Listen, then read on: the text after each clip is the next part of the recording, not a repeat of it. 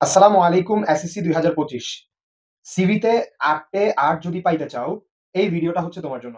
দেখো একদম আমি হচ্ছে একদম কিভাবে কোন লাইনের পর কিভাবে লিখবা পুরা ব্যাপারটাই হ্যান্ড নোট করে নিয়ে আসছি। তোমরা হুবহু কালকে গিয়ে এভাবে তুলে দিয়ে চলে আসবা। That's it.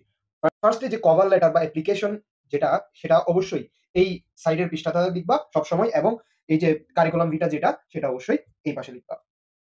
সেজন্য অবশ্যই তোমরা তোমাদের লেখা যখন সুন্দর থাকে ফার্স্ট এর দিকে কিছু গ্রামার কমপ্লিট করে এই সিভি আর অ্যাপ্লিকেশনটা লিখে ফেলার চেষ্টা করবা। যাই হোক, তোমরা কিভাবে ইয়াটা শুরু করবা দেখো এখানে গ্যাপ গুলো তারিখ দিবা, দেন হচ্ছে এই ব্যাপারটা একটু গুরুত্বপূর্ণ। The head of HR department, এখানে তুমি একটা ব্যাপার হচ্ছে কার কাছে সিভিটা তুমি লিখবা। তোমার যদি এটা সম্পর্কে ধারণা না থাকে তুমি বিভিন্ন ধরনের ইম্পর্টেন্ট সিভি আছে। দেখো আইটি অফিসার আছে, মার্কেটিং অফিসার আছে, প্রোগ্রামার আছে, সফটওয়্যার ইঞ্জিনিয়ার আছে, এগুলোই বেশি আছে। আইটি রিলেটেড যদি ব্যাপার-স্যাপার গুলো আসে, আইটি মানে হচ্ছে কম্পিউটার সেক্টরে যদি জব লাগে, সেক্ষেত্রে বেশিরভাগ তুমি সেক্ষেত্রে বলো বা মার্কেটিং অফিসার বলো, হ্যাঁ? মেডিকেল রিপ্রেজেন্টেটিভ বলো, যেকোনো জায়গায় তুমি যারা কন্ট্রোল করে, যারা দেখে আরকি তারা হচ্ছে হেড অফ এইচআর ডিপার্টমেন্ট। তুমি এটা লিখে দিতে পারো। অথবা তোমার যদি ব্যাপারটা না জানা থাকে তাও তুমি দ্য অথরিটি দিয়ে তুমি চালায় দিতে পারো। আর টিচারের ক্ষেত্রে তো তুমি বুঝতেছোই অ্যাসিস্ট্যান্ট টিচার হইলে তুমি প্রিন্সিপালের কাছেই অ্যাপ্লিকেশনটা জমা দিবা। এরপর তুমি ইয়াটা দিবা যে কোন কোম্পানির জন্য এবং লেখা থাকবে অবশ্যই। এই যে ধরো এভাবে লেখা থাকবে, সাপোজ ইউ আর অমুক, you have seen a circular for the post of অমুক। ঠিক আছে? Now write a CV. ওভাবে লেখা থাকবে। ওখানে লেখা থাকলে অবশ্যই ওই পোস্টটাই লিখবা এবং ওই কোম্পানিটাই লিখবা। ঠিক আছে? যেমন আমি এখানে হেড অফ এইচআর ডিপার্টমেন্ট এবং কাহাফ আইটি ঢাকা। ঠিক আছে? এটা একটা জাস্ট আইটি কোম্পানি।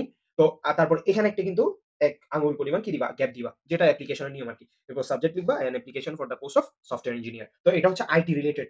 এরকম এটা ইম্পোর্টেন্ট আছে।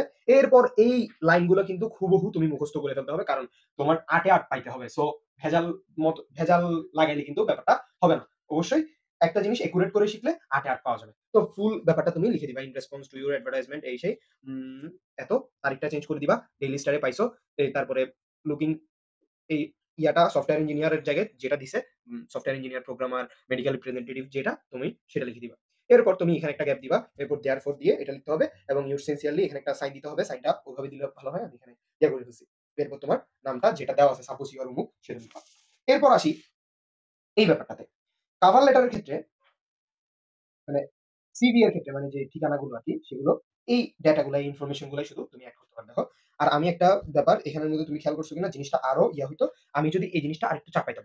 এই ব্যাপারগুলো কিন্তু খুব গুরুত্বপূর্ণ। তুমি যদি গ্যাপ যদি একটু থেকে আরেকটু করে বেশি কম করে ফেলো তোমার জিনিসটা কিন্তু দেখতে খারাপ লাগবে। সো খুব পারফেক্টলি কিন্তু সিভিটাকে লিখতে হবে এবং আগে একবার প্র্যাকটিস করে যাইতে পারলে ভালো হয় ঘরে।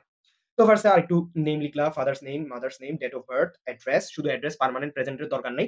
মোবাইল দিবা, ইমেইল দিবা, এরপর এডুকেশন এ চলে আসবা। এডুকেশন এর জন্য চার্ট করতে হবে।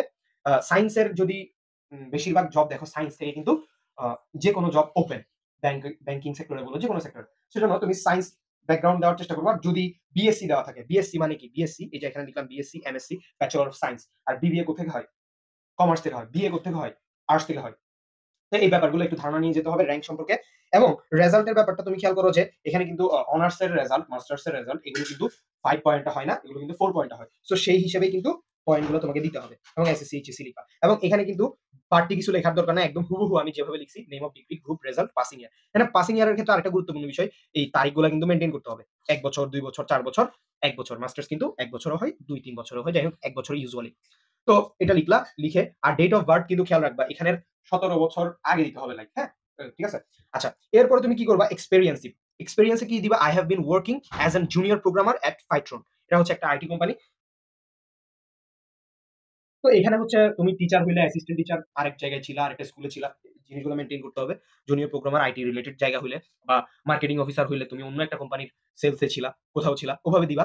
এরপর তুমি হচ্ছে ল্যাঙ্গুয়েজ স্কিল দিবা। কম্পিউটার স্কিলে হেই এটা তো আমি প্রোগ্রামার হিসেবে সো ওর তো আর সফটওয়্যার ইঞ্জিনিয়ার হিসেবে যেহেতু দিছি, কিছু কমন সেন্স খাটাই তুমি বুঝতেছো যে ওর আবার কম্পিউটার স্কিল কি? ও তো কম্পিউটার স্কিলের জন্যই ও জবটা পাচ্ছে। তো এখানে আমি প্রয়োজন মনে করি নাই কম্পিউটার স্কিল আলাদা করে। কিন্তু ল্যাঙ্গুয়েজ স্কিলটা ঠিক আছে ফ্লুয়েন্ট ইন বাংলা ইংলিশ। কিন্তু মার্কেটিং অফিসার কিংবা ইংলিশ টিচার বা টিচার হিসেবে যদি জয়েন করতে হয় তাহলে তুমি এখানে কি দিবা? এড করতে পারো যে কম্পিউটার স্কিলটা এড করতে পারো। এবার রেফারেন্স। রেফারেন্স হচ্ছে ওই রিলেটেড দিবা। টিচার হইলে টিচারের রেফারেন্স দিবা, ইউনিভার্সিটির টিচারের অথবা তুমি হচ্ছে ধরো আইটি রিলেটেড হইলে ওইভাবে সফটওয়্যার প্রোগ্রামার, ডেভেলপার ওদের ইয়া দিবা। ঠিক আছে? এই হচ্ছে কথা। তো এটা হচ্ছে একটা আদর্শ ফরমেট। ইনশাআল্লাহ এটা ফলো করলে তোমরা ৮ এ ৮ পাবা।